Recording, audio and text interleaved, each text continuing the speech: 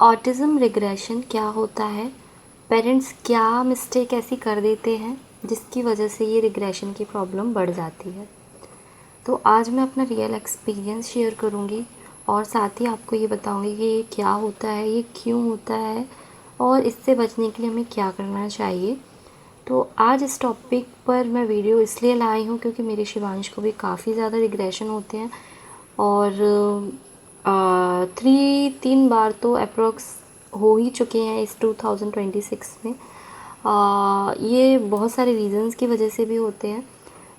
तो अगर आपका बच्चा पहले बोलता था, आई कांटेक्ट करता था या बैठ भी जाता था, सब चीज़ें एक्टिविटीज़ सब करता था और अब अचानक से ये सभी चीज़ें कम हो गई हैं, हो सकता है ये ऑटिज़म रिग्रेशन हो। मैं बहुत सारे पेरेंट्स से बात करती हूँ जो बोलते हैं कि मेरा बच्चा पहले सब चीज़ें करता था, ये पीछे कैसे जा रहा है, वापस से फिर से पीछे कैसे चला गया। तो पहले हम समझते हैं रिग्रेशन क्या होता है। रिग्रेशन का मतलब होता है जो स्किल्स बच्चा पहले कर लेता था वो धीरे धीरे कम हो जाना या फिर बंद हो जाना।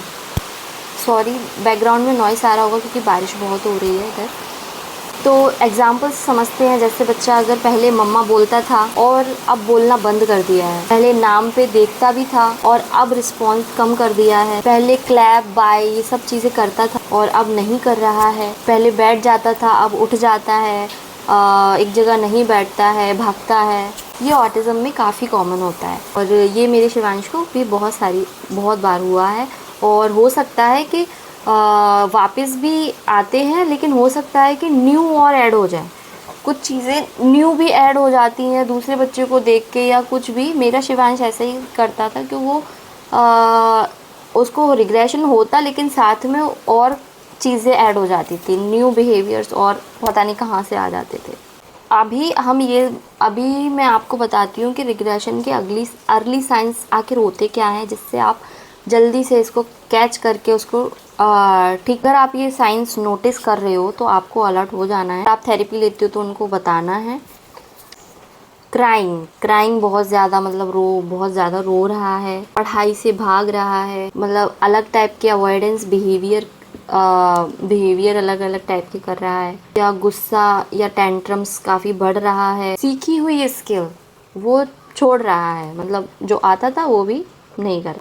मोस्टली पेरेंट्स के माइंड में क्या आता है कि ये सोचते हैं हम कि कहीं हम थेरेपी गलत तो नहीं कर रहे हैं, शायद मैं गलत थेरेपी करवा रही हूँ, पर असली रीज़न कुछ और ही होता है। तो सबसे बड़ी जो मिस्टेक्स होती हैं, कॉमन मिस्टेक्स होती हैं पेरेंट्स की, वो मैं अपनी सीख से ही बताती हूँ।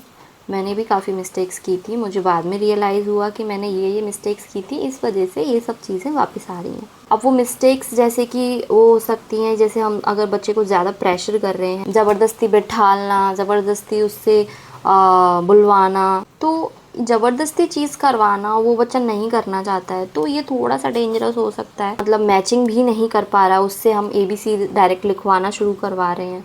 तो बहुत सारी मिस्टेक्स हम पेरेंट्स ऐसा कर देते हैं जो हम उस चीज़ से अनजान होते हैं, हमें खुद को नहीं पता होता। सबसे बड़ी जो चीज़ होती है वो है रूटीन।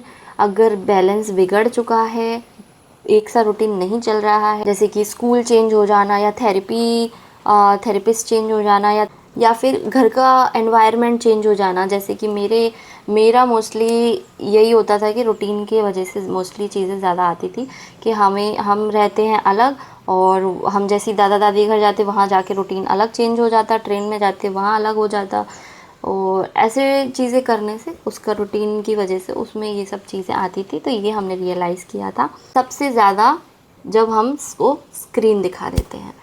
आज सोचते हैं थोड़ी देर दिखा देंगे क्या हो जाएगा। स्क्रीन टेम्परेरी बच्चे को शांत कर देती है, पर जो लॉन्ग टर्म है ना, लॉन्ग टर्म के लिए उसको रिग्रेशन उसका जो है वो बढ़ा देती है। तो रिग्रेशन आपको दिखे तो क्या करना है फिर हमें? सबसे पहली चीज़, प्रेशर तुरंत कम कर देना है।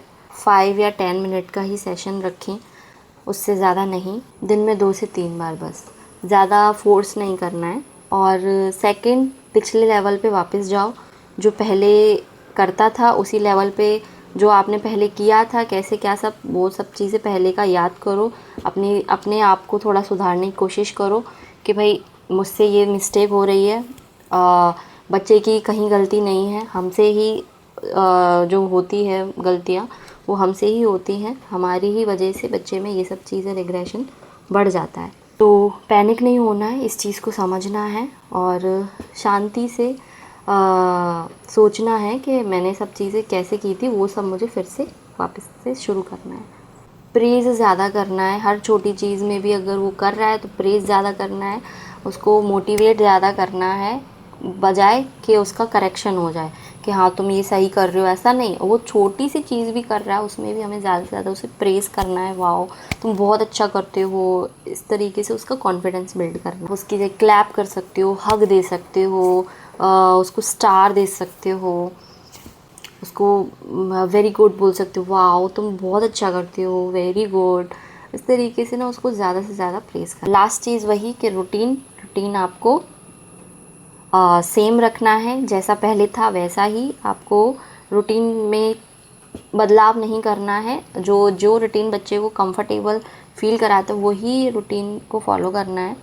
Same time, same place, same words, सब चीज़ें, ठीक है। लास्ट में मैं वही बोलना चाहूँगी कि रिग्रेशन परमानेंट नहीं होता, ये बस एक फेज़ होता है जो टाइम के साथ साथ निकल जाता है। सही सपोर्ट, पेशेंस और अंडरस्टैंडिंग से बच्चा फिर से स्किल्स गेन करता है। वीडियो हेल्पफुल लगे तो लाइक करें, चैनल को सब्सक्राइब करें, शेयर करें जिनके भी बच्चों को इस तरह की प्रॉब्लम हो रही है। तो इसी के साथ मिलते हैं नेक्स्ट वीडियो में, तब तक के लिए बाय एंड टेक केयर।